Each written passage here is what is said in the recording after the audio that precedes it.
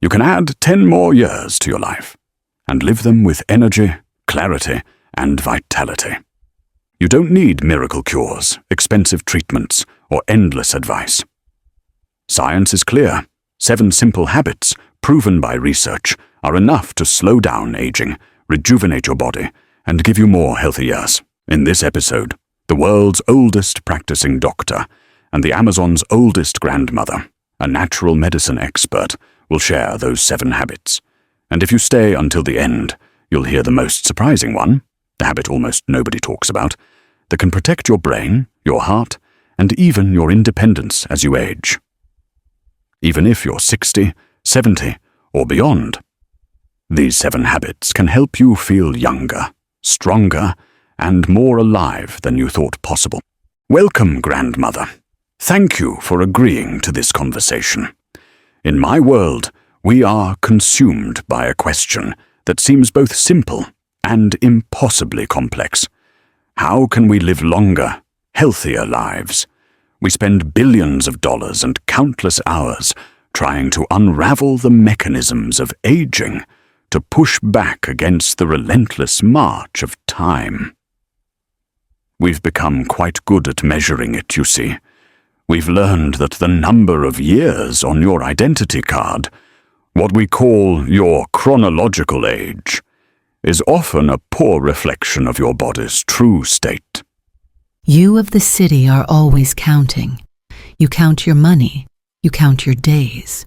You look at a great ceiba tree and ask how many years it has stood. But you do not ask what stories its branches hold. You see the rings in the wood, but you do not feel the memory of the rains that fed it or the droughts that tested its strength. We do not have a number for the life within us. We have a feeling. We call it vital energy. It is the current of the river, the strength in the jaguar's leap, the patience in the stone. Some people are young in years, but their river runs shallow and slow. Others are old. Their bark is wrinkled and worn, but their river runs deep and strong, full of life. That is the only age that matters. That's a beautiful way to put it. In a sense, science is beginning to understand that feeling. We call it biological age, and we measure it with what we term biomarkers. We look at everything: physical strength, cognitive sharpness, the efficiency of your organs. Most recently, we've learned to look deep inside our cells, at the very threads of life, our DNA. At the end of each strand of DNA, there are protective caps called telomeres. I think of them as the wick on a candle. With each passing year, with every division of our cells, that wick burns a little shorter. When the telomeres become critically short, the flame of life becomes fragile. A simple cold, a minor infection, can be enough to extinguish it. A candle wick. Yes, I see. But a candle is made by human hands and is meant to burn down. We are not candles. We are seeds. A seed holds the memory of the entire forest within it. It knows when to sleep in the dark earth and when to reach for the sun. Its life is not a straight line from flame to ash. It is a circle. It grows. It gives fruit. It offers its seeds back to the earth, and its body becomes food for new life. Its energy does not vanish. It transforms. The length of its life is not measured by its end, but by the richness of the cycles it completes. It's a fascinating parallel. For the longest time, we believed that the length of that wick, the fate of our health, was almost entirely predetermined by the seed itself, by our genetics. But our understanding has evolved. We studied identical twins, individuals who share the exact same genetic blueprint. If genetics were everything, they should live and die in near-perfect synchrony, barring accidents. But they don't. Through these large-scale studies, we've come to a powerful conclusion. Our genetic inheritance accounts for only about 1/3 of our longevity. The other 2/3, twice as much, is determined by our style of life. The choices we make every day are far more powerful than the map we were born with. Our health is, for the most part, truly in our own hands. The seed holds the potential for the tree, but the soil, the water, the sun, and the community of other plants around it determine how it will grow. This is not a new thought for us. It is the only thought. A seed planted in poison soil will grow a weak tree. A person living a poison life, a life of bad food, stagnant energy, and a disconnected spirit, will have a weak body. The map you speak of is the memory of our ancestors. It is a good map, a strong map. But we must still walk the path ourselves. We must choose to walk in a way that honors the map, that honors the forest, and that honors the life within us. Precisely. To help my patients walk that path, I've organized my approach around what I call the 7 pillars of a healthy lifestyle. They are the foundational principles that, according to our best evidence, support a long and vital life. They are nourishment, movement, rest, emotional harmony, digestive health, hormonal balance, and detoxification. I believe if we explore these pillars together, we might find where our 2 streams of knowledge meet. Pillars. That is a word from a house made of stone. In the forest, we have no pillars. We have roots. The great trees are held up by roots that are all tangled together deep in the earth. You cannot see where one ends and another begins. The root that seeks water is the same root that holds the tree steady in the wind. Your 7 pillars are not separate. They are 7 great roots of the one tree of life. Yes, let us speak of these roots. I will share what I know from the earth, and you will share what you know from your books and machines. Perhaps we will see that we are both describing the same tree. Then let us begin with the most important root, the one from which all others draw their strength. Nourishment. The ancient Greeks said, "We are what we eat," and modern science has only served to prove them right in astonishing detail. To understand what to eat, we must first understand what not to eat. In my practice, I call these anti-foods, substances that actively harm the body and accelerate the aging process. The most pervasive and damaging of these is, without question, refined sugar. We know of this sweet poison. It comes in shiny wrappers from the city. It makes the children's minds race and then leaves them tired and crying. It is a false energy. It promises sweetness, but leaves a bitter rot in the body. The forest has its own sweets, but they are different. When a child wants a treat, we find the great maple tree. We make a small cut in its bark, and its lifeblood, its sap, flows out. It is sweet like you cannot imagine, a sweetness that comes from the deep earth and the rain. It gives energy, but it is a clean energy, one that does not anger the body's spirit. That's an incredibly astute observation. The difference between that maple sap and the white sugar in our coffee lies in how the body processes them. Refined sugar triggers a cascade of damage at the molecular level through a process called glycation. Imagine you are slowly heating sugar in a pan. It turns brown and sticky. It caramelizes. This is, in essence, what happens inside our bodies when we consume excess sugar. The sugar molecules attach themselves to our proteins, the building blocks of our tissues, creating harmful compounds called advanced glycation end products, or AGEs. These AGEs make our tissues stiff and dysfunctional. You see it on the outside as wrinkles and sagging skin, as the collagen and elastin in our skin become caramelized. But the same process is happening on the inside, in our brain, our heart, our liver, our muscles. We are, quite literally, caramelizing from the inside out, and this is a fundamental mechanism of aging. A body that becomes stiff and brittle has lost its connection to the flow of the river. It has become like dry, dead wood. This is what happens when we eat food that has no life force. The food of the forest is alive. The fish from the river is sleek and strong. The peccary is quick and clever. The fruits are bursting with the energy of the sun. When we hunt, we do not simply take a life. We enter into a sacred agreement. We ask the spirit of the animal for permission. We thank it for its gift. We use every part of its body, wasting nothing.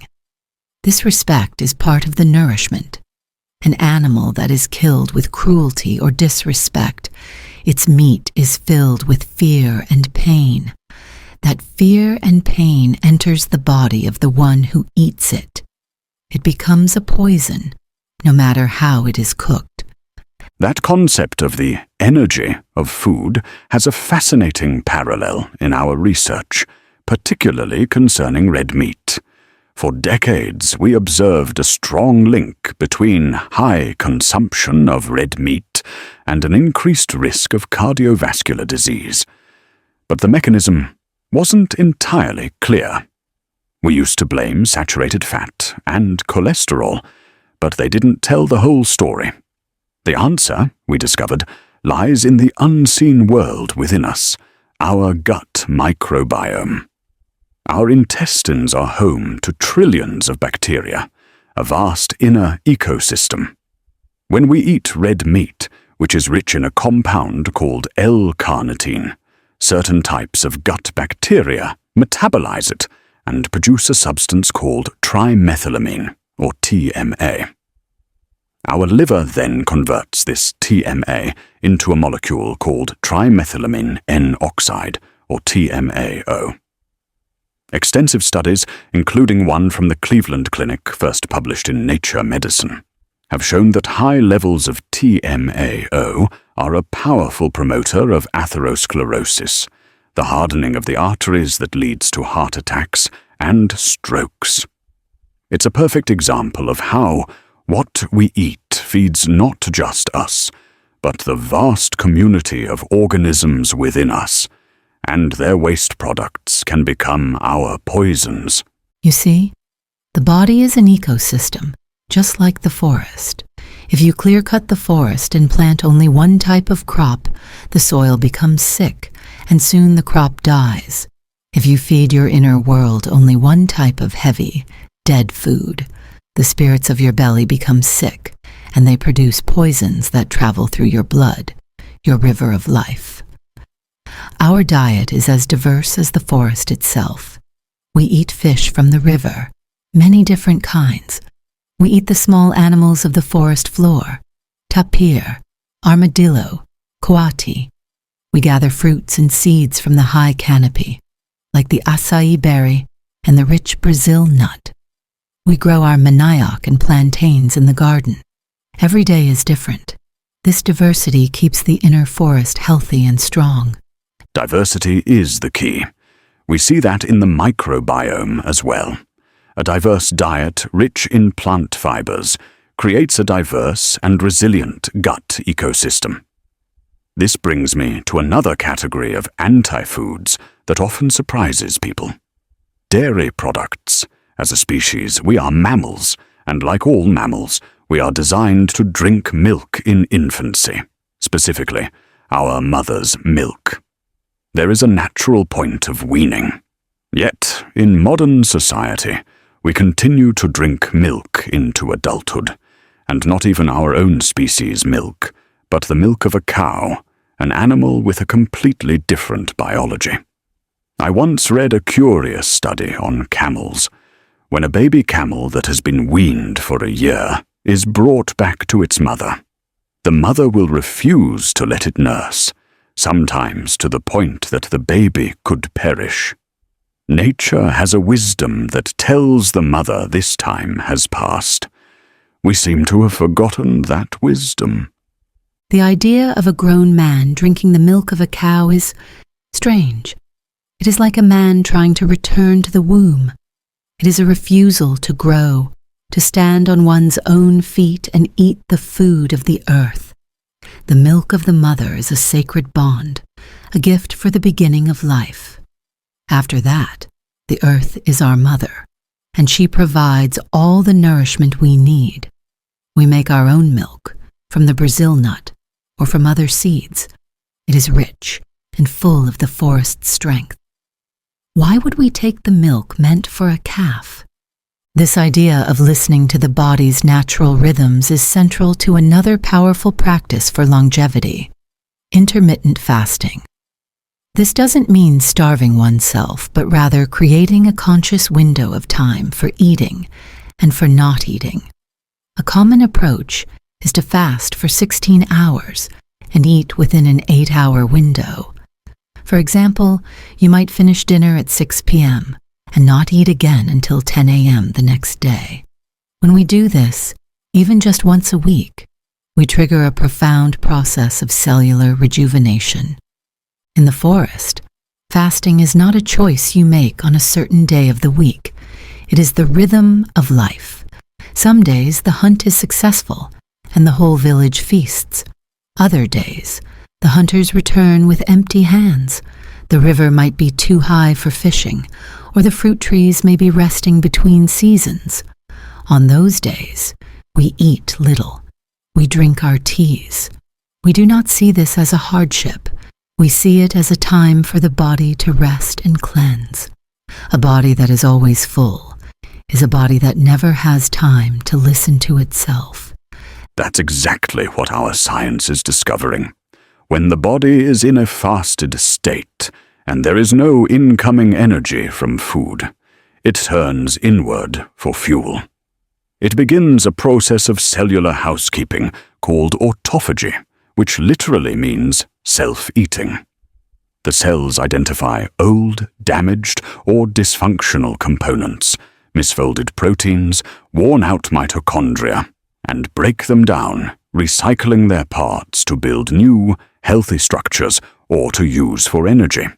It's a beautiful, efficient system of renewal. A review in the New England Journal of Medicine highlighted how this adaptive stress response enhances DNA repair, reduces inflammation, and stimulates the production of antioxidant defenses. It's like a deep spring cleaning for every cell in your body. And it's a process that only happens in the absence of constant food intake. A spring cleaning, yes. But for us, it is more than cleaning the house. It is about making the house ready for a sacred visitor. When a young person wishes to learn from the plants, to become a healer, they must go on a dieta. This is a special kind of fast. For many days or even weeks, they live alone in the forest. They eat only very simple foods, perhaps a little roasted plantain, a small fish without salt or spice. And they drink infusions of a specific teacher plant. By abstaining from salt, sugar, strong spices, and the company of others, they make their bodies and spirits very quiet, very sensitive. The constant noise of digestion and distraction fades away. In that quiet space, the spirit of the plant can enter. It teaches them in their dreams, in their visions. It gives them its Icaros, its healing songs. So you see, this kind of fasting is not just for cleaning the body's waste. It is for opening the spirit's eyes. That's a profound concept. Fasting to increase receptivity. It highlights how food, or the lack of it, can alter our entire state of being. And some foods, we are finding, have a power that goes far beyond simple nutrition. They actively heal and rebalance the body's internal ecosystem. A remarkable example from the East is miso, a fermented soybean paste that is a staple in Japan. Daily consumption of miso soup is linked to many of the health benefits seen in the Japanese population, who are among the longest-lived people on Earth. Fermented food, this we know. It is a way of adding more life to the food. We take the manioc root, the staple of our people, and we chew it and spit it into a large pot. The spirit in our saliva awakens the spirit in the manioc, and it begins to transform. It bubbles and breathes. It becomes masato or chicha. It is a food, but it is also a sacred beverage. It gives us great strength for working in the garden, and it brings the community together in celebration. It makes the belly strong and the heart happy. It's incredible how different cultures discovered the power of fermentation. The process is the same at a microscopic level. In miso, soybeans are fermented with a special mold, Aspergillus oryzae, and other microorganisms. This process does 4 remarkable things. First, it produces a compound called dipicolinic acid, which has been shown to act on the brain to suppress appetite, helping to prevent overeating. Second, it is a powerful detoxifier. There are studies on laboratory animals showing that a diet rich in miso helps the body withstand the damaging effects of radiation. Third, and perhaps most importantly, the fermentation process cultivates billions of beneficial bacteria or probiotics. The good spirits of the belly. Exactly. These probiotics, like the A. oryzae strain in miso, populate our gut and create a healthy, balanced inner ecosystem. A healthy gut microbiome is fundamental to our well-being. It improves digestion, helps defend against harmful bacteria, and even strengthens our immune system.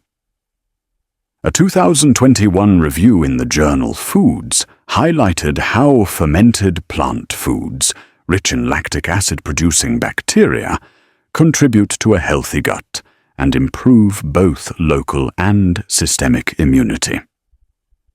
Your chicha, made from fermented manioc, is likely doing the very same thing, delivering a dose of living, beneficial microorganisms that support the body's health from the inside out.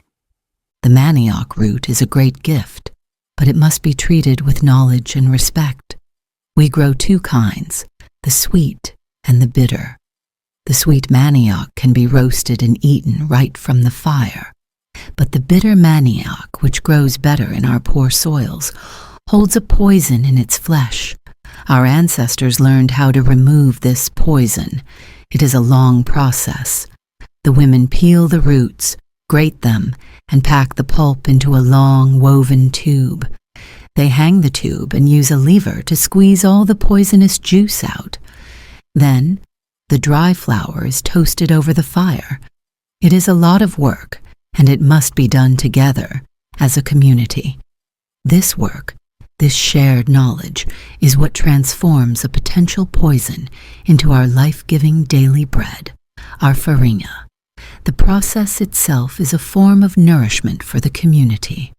That transformation of poison into sustenance is a powerful metaphor for nutrition as a whole. It requires knowledge and intention. In my world, we struggle with an overabundance of choice, and people often lack a clear guide for how to eat. To help with this, nutrition experts at Harvard University developed a simple visual guide called the Healthy Eating Plate. It's a model for a balanced meal. A map for your food. Precisely. Imagine a plate. Half of that plate should be filled with vegetables and fruits of all different colors. The more variety, the better. 1/4 of the plate should be whole grains, like brown rice or whole wheat bread, not the refined white versions. And the final quarter should be healthy protein, fish, poultry, beans, nuts. The guide explicitly recommends limiting red meat and avoiding processed meats like bacon and cold cuts. It also reminds us to use healthy oils like olive oil and to drink water, avoiding sugary drinks. It's a simple framework, but it's based on the best available evidence for preventing chronic disease and promoting longevity. Our plate is the forest, it is the river, it is the garden. We do not measure it in quarters, we receive what is given. Our balance comes from listening to the seasons. When the river is low, we eat more fish. When the fruit trees are heavy, we eat more fruit. When the hunt is good, we share the meat. Our plate is a reflection of the world around us. It is never the same from one day to the next, but it is always in balance because the forest itself is in balance. So, your model of balance is ecological, while ours is proportional. Yet, the outcomes are remarkably similar. A diet rich in plants, healthy fats from nuts and fish, and lean protein, with very few of the processed carbohydrates and red meats that cause disease in my world. It seems we are both striving for the same goal, just using different maps. Let us now turn to the second great route, movement. For a long time, we viewed exercise in very simple terms. A way to burn calories, build strength, and improve cardiovascular endurance. But a paradigm shift has occurred in physiology. We now understand that skeletal muscle is not just a mechanical tissue for locomotion, it is a sophisticated and dynamic endocrine organ. Endocrine? What is this word? It means it is a gland, an organ that produces and secretes hormones and other signaling molecules directly into the bloodstream to communicate with the rest of the body. When your muscles contract during physical activity, they release a host of these molecules, which we have named myokines. These myokines travel through the blood and speak to your other organs. They tell your liver to release glucose for energy. They tell your fat cells to release fatty acids.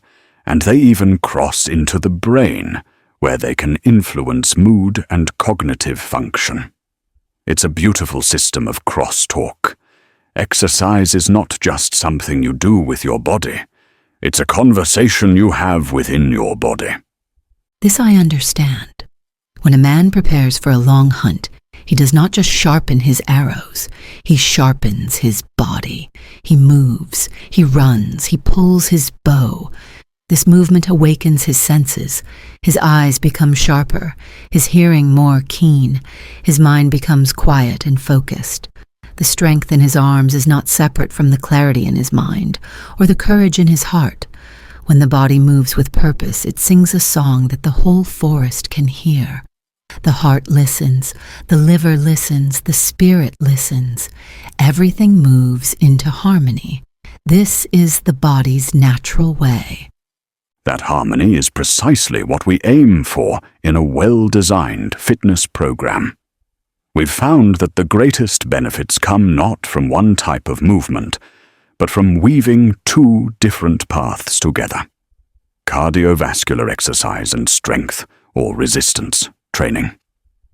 Cardiovascular exercise, like running, swimming, or vigorous walking, trains the heart and lungs, improving endurance and metabolic health. Strength training, using weights or your own body weight, with exercises like squats, builds and maintains muscle mass and bone density.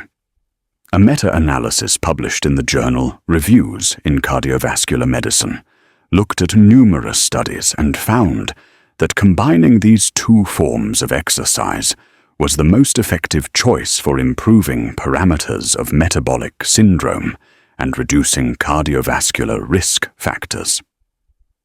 Another study focusing on individuals at increased risk for cardiovascular disease found that combined training provided more comprehensive benefits, including significant reductions in blood pressure and increases in lean body mass, compared to either aerobic or resistance training alone. We do not have separate times for these two paths. They are the same path. Life in the forest demands both. When a man paddles his canoe for hours against the river's current, that is the endurance you speak of. It makes his heart strong and his breath long. When he climbs a tall acai palm to harvest its fruit, or when a woman carries a heavy basket of manioc from the garden on her back for miles, that is the strength you speak of. Our daily life is this weaving. We do not need to go to a special place to move our bodies. Our work is our movement. Our celebration is our movement. That integration is what we have lost. We have engineered movement out of our daily lives, so now we must engineer it back in. But your description of daily life perfectly illustrates the principle. And our movement is not just for the body, it is for the community and the spirit. When we dance together. The rhythm of the drums and the stamping of our feet on the earth connects us to each other and to the ancestors. When we hunt or fish, we are moving in a sacred way, reading the signs of the forest, listening to the whispers of the animals. These are not workouts. They are expressions of who we are. They are how we keep our culture alive and our bodies strong. The young people learn the traditional games, which teach them the speed, agility, and balance they need for life. It is all connected. The connection between movement and the mind is an area of intense research for us now. We are seeing powerful evidence that physical activity is one of the most effective strategies for protecting the brain as we age. Numerous studies have shown that regular exercise can significantly reduce the risk of developing neurodegenerative diseases like Alzheimer's. It appears to work through multiple mechanisms. It reduces inflammation, improves blood flow to the brain, and stimulates the release of neurotrophic factors, essentially fertilizers for brain cells that promote the growth of new neurons and strengthen connections between existing ones. A mind that is not clear is like a jungle path that has become overgrown with vines. You cannot see where you are going. You become lost. Movement clears the path. A long walk in the forest, where your body must work hard and your senses must be awake, cuts through the tangled thoughts. The sweat that runs down your skin is like a small river that carries the worries away. You return to the village with a tired body but a clear spirit. A stagnant body creates a stagnant mind, and a stagnant spirit is an invitation for sickness to enter. And this clarity, this vitality, translates directly into a longer life. The evidence is irrefutable. Large-scale cohort studies, some following over 1 million people for many years, have consistently demonstrated a clear, inverse relationship between physical activity and all-cause mortality. One review published in The Lancet harmonized data from 16 cohort studies and showed a powerful dose-response relationship. The more active people are, the lower their risk of premature death. Depending on the study and the population, regular physical activity is associated with an increase in life expectancy of anywhere from 2 to 7 years. Even small amounts of activity, accumulated in bouts of less than 10 minutes, have a protective effect. Any movement is better than none. To live long, one must live in motion, like the river. A river that stops moving becomes a swamp. It becomes thick with rot and disease. A body that stops moving does the same. The vital energy must flow. When we move, we are not just exercising our muscles. We are honoring the river of life that flows within us. We are telling our body, our mind, and our spirit that we choose to live, that we choose to be strong. This is the deepest medicine of movement. It is a prayer spoken with the body. Just as movement is essential for life, so is its opposite, rest. And I don't just mean ceasing activity. I mean the profound, restorative process of sleep. For a long time, we saw sleep as a passive state, a simple shutdown of the body and brain. Now we know it is an incredibly active and meticulously organized period of maintenance and repair. Our sleep is structured into cycles, each lasting about 90 minutes, that alternate between two main phases: non-rapid eye movement, NRM, sleep, and rapid eye movement, REM, sleep. We know these two sleeps. One is the deep sleep, the quiet earth sleep, where the body becomes heavy like a stone and mends itself. The other is the spirit sleep, the journeying sleep, where the soul leaves the body and travels. This is the time of dreams. That's a remarkably accurate description. REM sleep is itself divided into 3 stages, descending into progressively deeper rest. The final stage, N3 or slow wave sleep, is the most restorative. During this phase, the body focuses on physical repair. Growth hormone is released, tissues are mended, and the immune system is strengthened.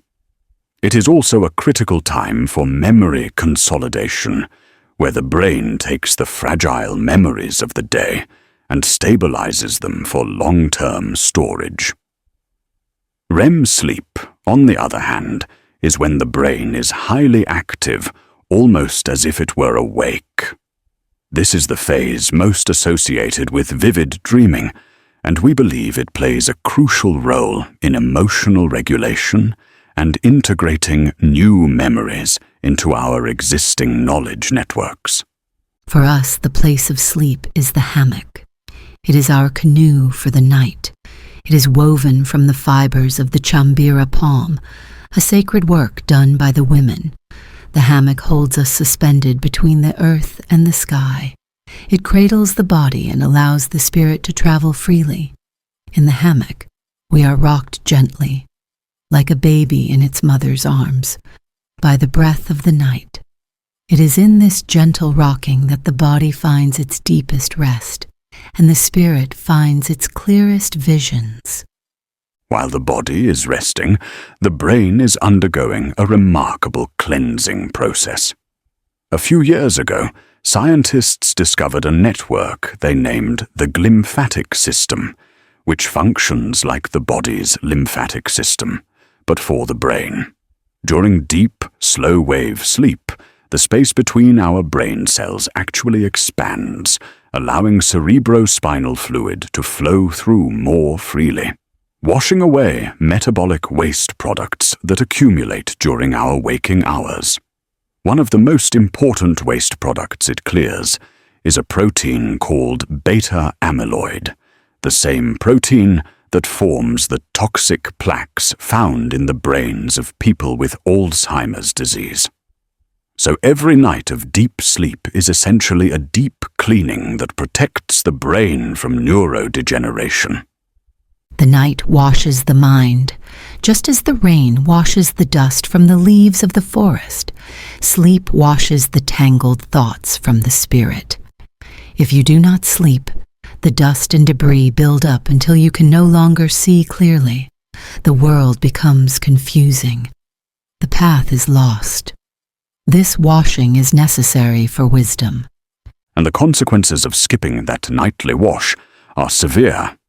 We call it sleep deprivation, and it has devastating effects on both our short-term and long-term health.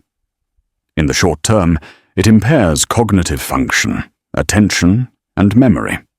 It makes us irritable and emotionally volatile.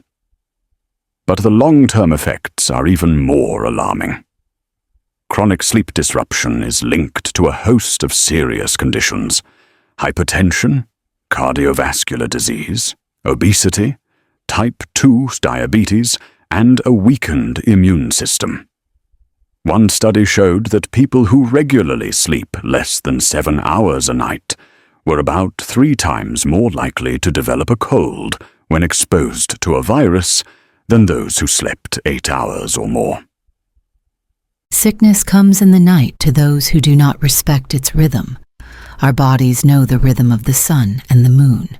It is a deep, ancient knowing. We rise when the air is at its coolest, just before the sun appears, and we prepare for the day. We work and live with the light. When darkness falls, our work is done. We sit by the fire, we tell stories, and then we go to our hammocks. We sleep with the darkness and wake with the light. This is the natural way. You've just described the fundamental principle of what we call sleep hygiene. Living in sync with the natural light-dark cycle is the most powerful signal for regulating our internal biological clock, our circadian rhythm. In the modern world, we have stolen the night. We have filled it with artificial light from screens and bulbs. This light, especially the blue light from electronics, tricks our brain into thinking it's still daytime. It suppresses the release of melatonin, the hormone that signals our body to prepare for sleep. This is why the American Academy of Sleep Medicine strongly recommends avoiding bright lights and electronic devices for at least 30 to 60 minutes before bedtime. This artificial light is a great confusion for the spirit. It tells the body a lie. It says there is no night, no time for rest, no time for dreams. A person who lives in constant light becomes disconnected from the great cycles of the world. They forget the wisdom of the moon and the stars. They forget the wisdom of their own body. Their river of life becomes a stagnant pond, with no current to carry the debris away. And this brings us to what you called the journeying sleep, the world of dreams. From a scientific standpoint, dreams remain one of the great mysteries. We know they occur predominantly during REM sleep, when the brain's emotional centers, like the amygdala, are highly active. We theorize that dreaming is a way for the brain to process the emotions of the day, to simulate threats in a safe environment, and to integrate new experiences into our understanding of the world. But we cannot yet fully explain their content or their meaning. Because you are trying to explain them only with the waking mind. Dreams are not a product of the mind. They are a doorway for the spirit.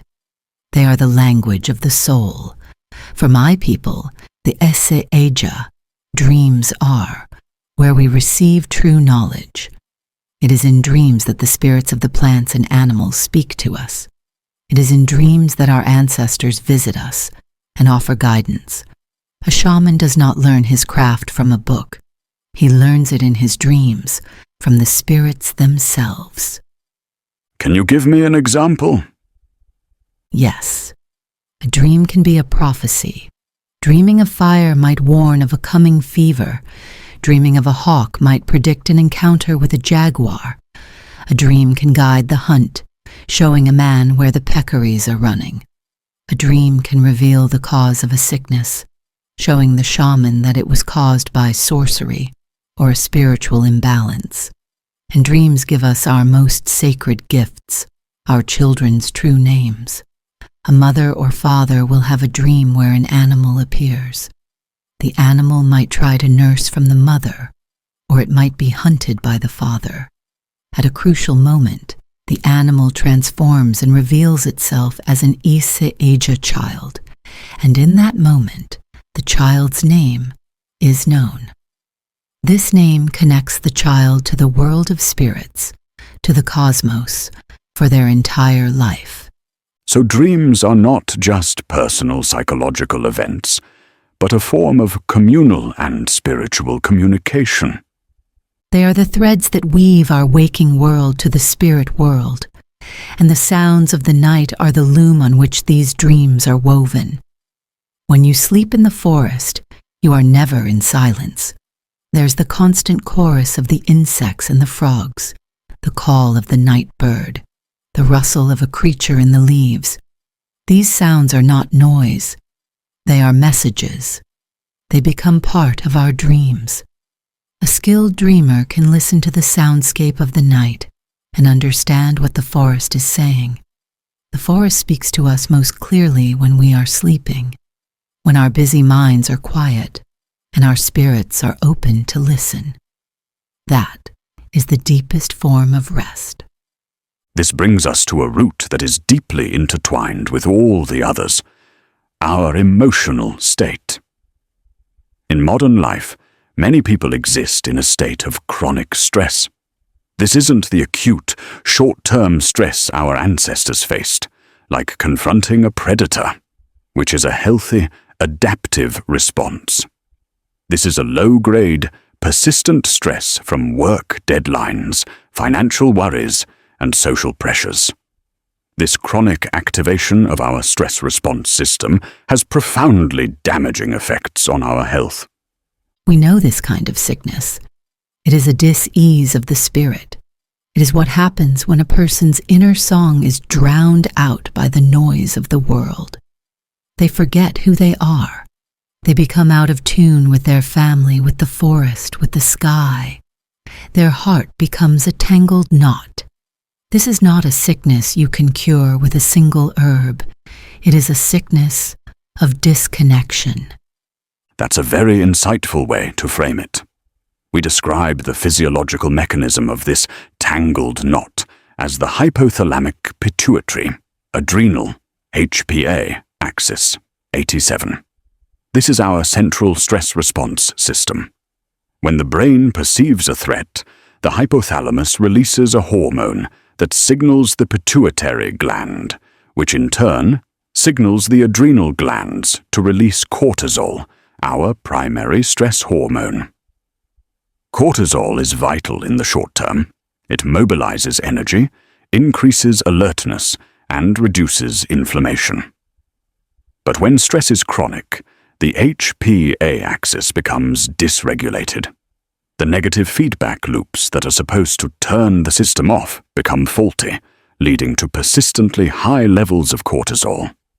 This chronic cortisol exposure drives inflammation, disrupts metabolism, leading to weight gain and diabetes, suppresses the immune system, and can even shrink parts of the brain associated with memory and emotional control. This disconnection is at the heart of the philosophy of my people and many peoples of the Andes and the Amazon. We call it buen vivir, or the good life. It is not about having many things or being powerful as one person. It is about living in harmony. Harmony with yourself, harmony with your family and community, and harmony with Pachamama, our Mother Earth. When these relationships are strong and respectful, the spirit is calm and the body is healthy. Sickness, distress, what you call stress, this comes from broken relationships. When we take too much from the earth without giving thanks, when we hold anger against our brother, when we forget the ways of our ancestors, we break this harmony.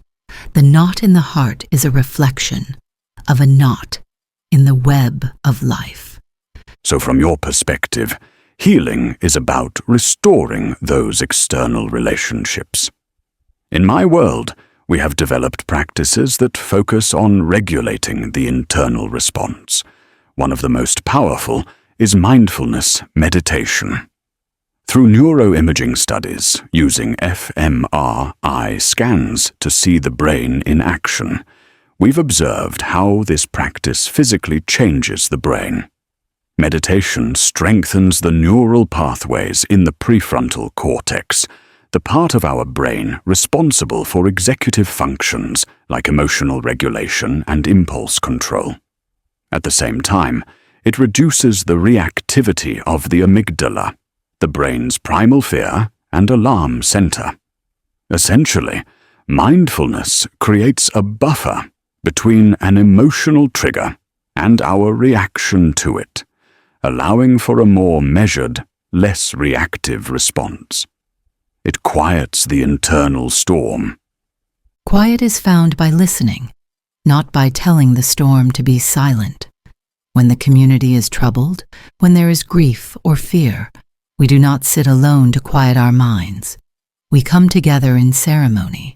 We light the sacred fire. We sing the old songs. We dance. The shaman calls upon the spirits to help us. In the circle, our individual fears become a shared burden, and a shared burden is lighter. The ritual gives the fear a path to travel, a way to move through us and out of us, instead of getting trapped inside. This is how we restore harmony. That speaks to the deep human need for co-regulation, for finding safety in community. We also have practices that use the body to calm the mind. Yoga, for example, has been shown to activate the parasympathetic nervous system, our rest and digest system, which is the direct counterbalance to the sympathetic fight or flight system that drives the stress response. A 2024 meta-analysis confirmed that yoga is a viable non-pharmacological option for stress reduction, helping to lower cortisol levels, blood pressure, and heart rate. Similarly, the slow, deliberate movements of Tai Chi are incredibly beneficial. A comprehensive meta-analysis published in JAMA Internal Medicine showed that a Tai Chi program was highly effective in improving balance and proprioception, the body's sense of itself in space, and significantly reduced the risk of falls in older adults by as much as 55% compared to a control group. To soothe the spirit, we often turn to the plants. The forest has many allies that bring calm. There is the passion flower, whose beautiful and complex flower tells you of its power to soothe a complex and worried mind. We make a tea from its leaves and flowers to quiet nervous tension and invite sleep. There is also mulungu, a tree whose bark is a powerful sedative. It is a dream ally, used by our people for centuries to calm an overexcited spirit and bring deep, restful sleep. These are not medicines to numb the feelings, but to create a space of peace where the spirit can heal itself. The connection between these calming herbs and emotional well-being is likely mediated by a system we are only just beginning to fully appreciate. The gut-brain axis. We used to think of the brain as a command center, sending one-way signals down to the rest of the body. We now know it's a constant, bi-directional conversation, and the gut is a major participant. The gut has its own complex nervous system, the enteric nervous system, which is so extensive it's often called our second brain. In fact, there are more neurons in your gut than in your spinal cord. The second brain. We have always known this. The belly is where we feel the truth. The mind can be tricked. It can tell itself stories and lies. But the belly never lies. When you meet a person, your mind may judge them by their words or their clothes, but your belly tells you if their spirit is good or bad. We call this a gut feeling. It is the wisdom of the body speaking. That gut feeling has a real biological basis. The trillions of microbes in our gut are constantly producing neurochemicals that influence our brain and our mood. For instance, over 90% of the body's serotonin, a key neurotransmitter for mood regulation, happiness, and well-being, is produced in the gut, not the brain. The health and diversity of our gut microbiome directly impacts our mental health. An imbalance in gut bacteria, or dysbiosis, is now being linked to conditions like anxiety, depression, and even autism. This is why a healthy diet is so crucial for mental well-being. You are literally feeding the organisms that manufacture your mood. Of course. How can you have clear thoughts if your inner world is in turmoil? If the belly is full of rot and imbalance, it sends confusing messages up to the head. This is why, before any important ceremony, especially with the sacred vine ayahuasca, we cleanse the body, we purge, we drink special teas that make us vomit and empty our bowels. This is not just to clean the physical body. It is to quiet the noise of the belly so that we can hear the voice of the spirit more clearly. A clean gut is necessary for a clear vision. The connection is direct. The state of your digestion is the state of your emotional and spiritual clarity. Your understanding of the gut's importance leads us directly to the next root of health. We've touched on it already, but it deserves its own focus. Maintaining a healthy digestive system. I like your metaphor of an inner world. I call it the inner ecosystem, our gut microbiome. A healthy gut is characterized by diversity, a wide variety of beneficial bacterial species living in balance. This diversity is crucial for everything from nutrient absorption and immune system regulation to mental health. A garden with only one type of plant is weak and attracts pests. A garden with many different plants, flowers, food plants, medicine plants, is strong. They support each other. The tall ones give shade to the small ones. The deep-rooted ones bring water up for the shallow-rooted ones. It is the same in the belly. A diversity of good spirits keeps the bad spirits from taking over. An excellent analogy. And we can tend to that inner garden through diet. We can plant seeds with probiotics, which are live, beneficial bacteria found in fermented foods like the miso we discussed, or yogurt and kefir.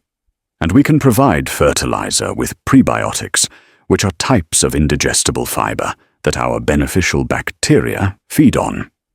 Prebiotics are found in foods like garlic, onions, asparagus, and bananas.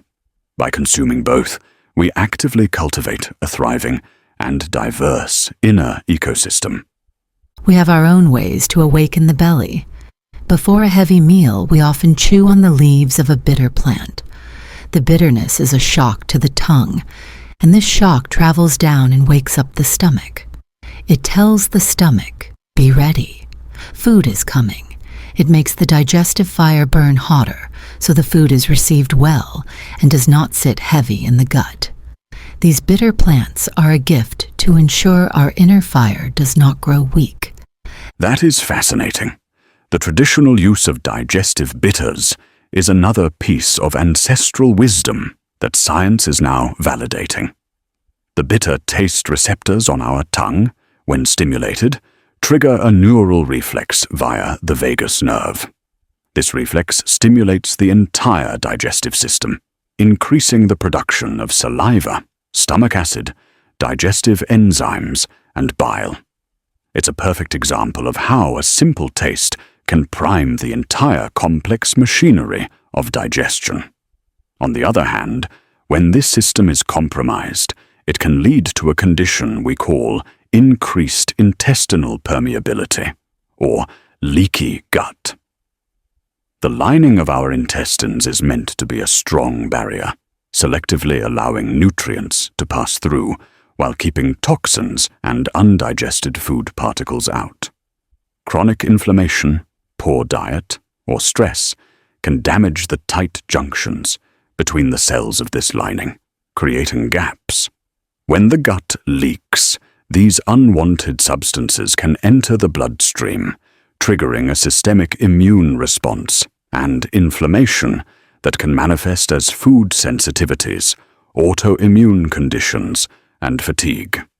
This internal balance is also governed by a more subtle system of chemical messengers, our hormones. The endocrine system is like a slow, deep river that regulates everything from our metabolism and growth to our mood and reproductive cycles. As we age, the tides of this river naturally change. In women, this transition is called menopause, marked by a significant decline in estrogen. In men, it's a more gradual process called andropause, with a slow decline in testosterone. These hormonal shifts can have a major impact on health, contributing to loss of bone density, changes in body composition, and mood disturbances. We see this change. We call it the second spring. For a woman, the first part of her life is like the rainy season. Her energy flows outward, creating new life, nurturing her children and family. Her monthly blood connects her to the cycles of the moon. When her blood ceases to flow, it does not mean she is empty. It means the river of her life is now turning inward. The energy that once flowed out to create children now stays within her to cultivate wisdom. She is no longer defined by her fertility, but by her experience. She becomes an elder, a keeper of stories, a guide for the younger generations. Her status in the community does not decrease, it increases. It is a time of great power and respect. That is a beautiful and empowering perspective, one that is largely lost in my culture, where menopause is often viewed as a disease of deficiency, to be fixed. For women who suffer from severe symptoms like debilitating hot flashes or mood swings, we have developed hormone replacement therapy. The safest and most effective modern approach uses bioidentical hormones, hormones derived from plant sources that are molecularly identical to the ones our bodies produce. When administered transdermally, through the skin as a patch or gel, they can provide significant relief without the increased risks of blood clots associated with older, oral forms of synthetic hormones. For support during this transition, we turn again to the plants. The forest has plants that understand a woman's body. There is maca root from the high mountains, which does not give hormones but helps the body find its own balance. It is an adaptogen. It adapts to what the body needs. There are other herbs that soothe the spirit and cool the inner fire when it burns too hot. This transition is a sacred journey, and the plants are our guides. It is not something to be feared, but a life passage to be honored with ceremony. Just as we have rituals for a girl's first blood, we have ways of marking this change, of welcoming the woman into her new role as a wise elder. It's also interesting that many plants contain compounds called phytoestrogens, which have a chemical structure similar to our own estrogen. Foods like soy, flax seeds, and certain legumes are rich in these compounds. They can bind to our estrogen receptors and exert a weak estrogen-like effect. In postmenopausal women, when natural estrogen is low, this can help to gently buffer some of the symptoms of its decline. In a way, it's nature's own hormone therapy. The final pillar, which connects all the others, is detoxification. This is a term that is often misused, but from a biological perspective, it refers to the body's very real and constant process of neutralizing and eliminating harmful substances. Our two primary detoxification organs are the liver and the kidneys. The liver is a metabolic powerhouse. It acts as a filter for the blood coming from our digestive tract, chemically altering toxins to make them less harmful and water-soluble so they can be excreted. The kidneys then filter this blood, removing these waste products and eliminating them from the body in urine. The body must be kept clean, inside and out. A vessel that is not washed becomes fouled and cannot hold clean water. We have many plants that help wash the inner vessel. Some are diuretics, which make you urinate more, washing the kidneys and the blood. Others are purgatives, which are very strong. They make you vomit and empty your bowels completely. This is a deep physical cleansing. That sounds quite extreme. From my perspective, such a violent purge could be dangerous, causing dehydration and electrolyte imbalance. Our approach is to support the body's natural, gentle detoxification pathways. This means avoiding overloading the system in the first place. We are constantly exposed to a barrage of modern toxins that our ancestors never faced. There are heavy metals like mercury and lead from industrial pollution, which can accumulate in our tissues and cause neurological damage. Then there are persistent organic pollutants, or POPs, man-made chemicals from pesticides and plastics that do not break down easily and build up in the food chain, disrupting our endocrine and immune systems. A key strategy is to minimize exposure and eat foods rich in antioxidants that help the liver do its job. The purge is not gentle because the things it removes are not gentle. It is a battle. You are right that it is not to be done lightly. It must be guided by a shaman who knows the plants and can protect the person's spirit. But you must understand, for us, this physical cleansing is inseparable from spiritual cleansing.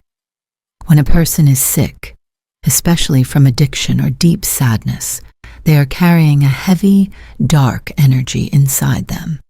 The purge is not just to empty the stomach, it is to cast out this dark energy. So, the physical act of vomiting is a vehicle for a spiritual or emotional release. Exactly. We have a powerful ritual using the secretion of the giant monkey frog called cambo. Small burns are made on the skin, and the medicine is applied. It makes the heart race, the body heat up, and then comes a powerful purge. It is very intense, but afterward, the person feels incredibly light, clear, and strong. They say it is like a fire that burns away all the spiritual garbage, bad luck, laziness, sadness, what we call panema. The physical sickness is the path the spiritual sickness takes to leave the body. You cannot separate them. To wash the vessel, you must wash it with both water and prayer. I see. So while I might analyze the peptides in the cambo secretion and their effect on the vagus nerve and immune system, you see the spirit of the frog clearing away negative energy. And perhaps both are true.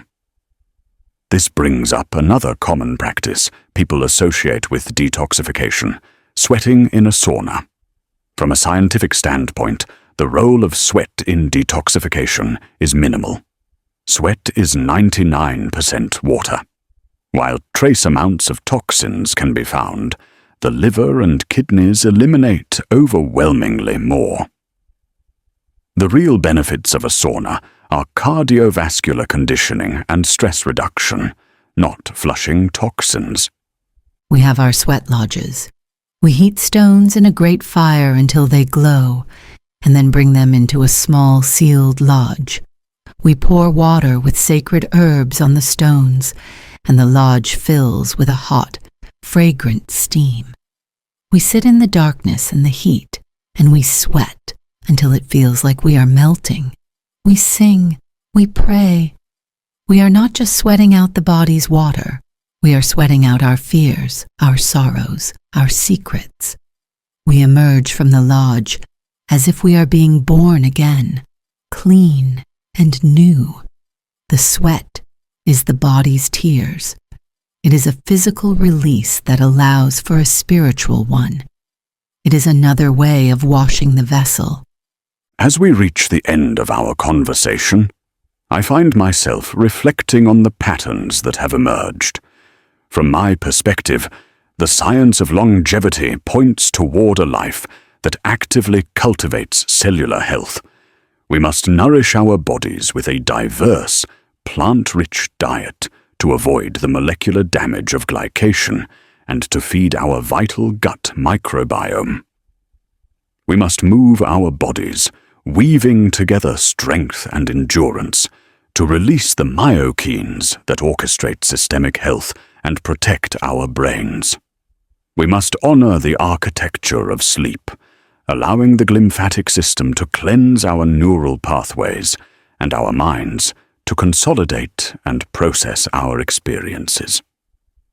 We must learn to manage our stress response, quieting the HPA axis through mindfulness and practices that engage the calming parasympathetic nervous system.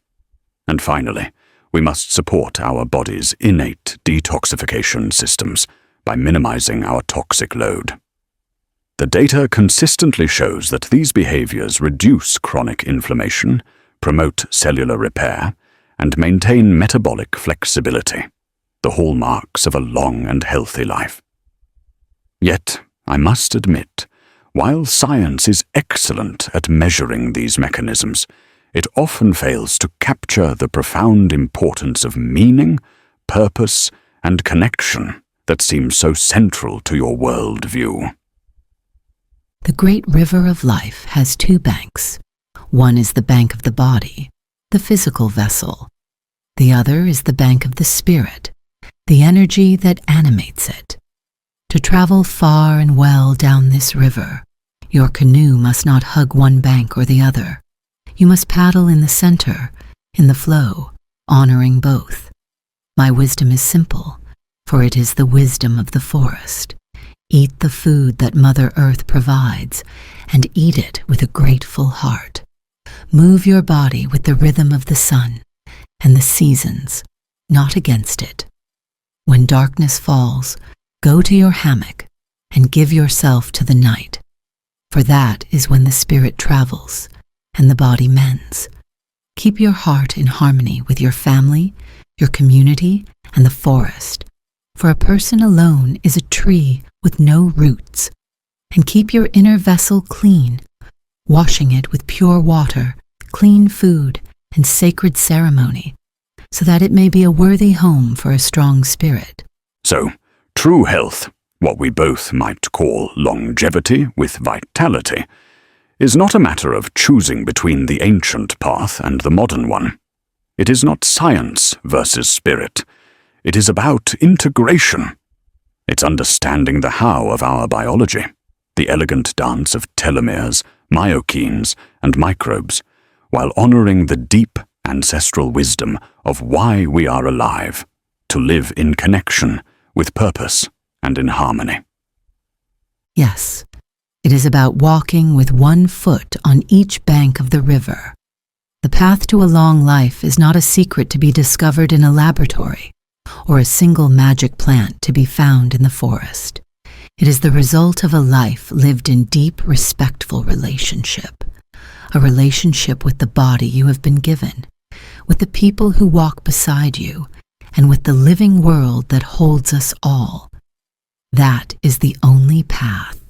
That is the river.